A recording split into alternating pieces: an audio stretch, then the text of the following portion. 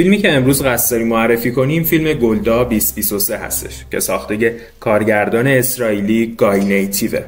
نیتیو سال 2018 جایزه اسکار بهترین فیلم کوتاه رو برای فیلم کوتاه اسکین کسب میکنه.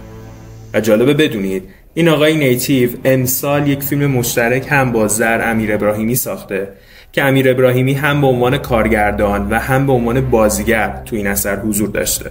برگردیم به گلدا. داستان فیلم یه روایت نفسگیر و بیوقفه است از جنگ 19 روزه اعراب و اسرائیل توی سال 73 میلادی که ارتش مصر و سوریه طی یه حمله غافلگیرانه سنگین و تو مقدس‌ترین روز یهودیت یعنی یوم کیپور به اسرائیل حمله میکنن از 6 اکتبر تا 25 اکتبر که بعدها این جنگ بین یهودی‌ها به جنگ یوم کیپور و بین اعراب هم به جنگ رمضان شناخته میشه. و جالب اینجاست که شروع درگیری حماس و اسرائیل باز هم تو همین روز بوده.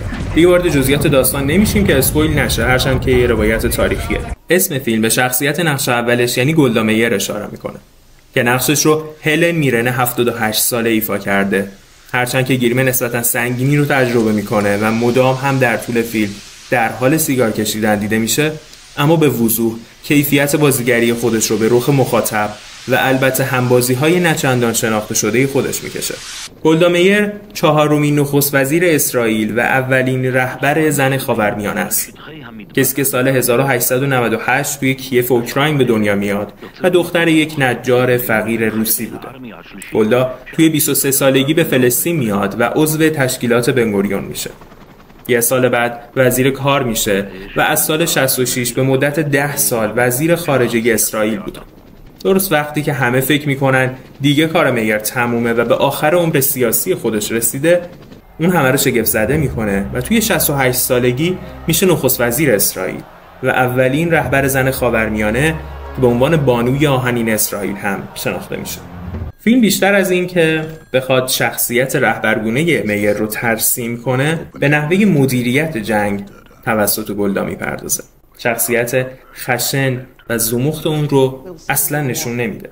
کسی که جنگ 19 روزه، جنگ یوم کیپور حاصل تصمیمات اون بوده.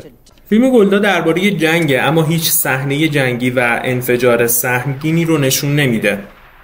همه چیز معطوف میشه به یک اتاق فرماندهی و چند تا هدفون.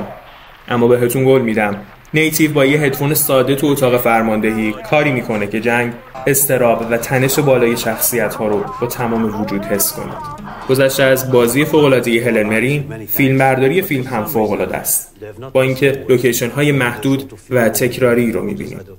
You must choose, Henry. Side with me or I will create an army of orphans.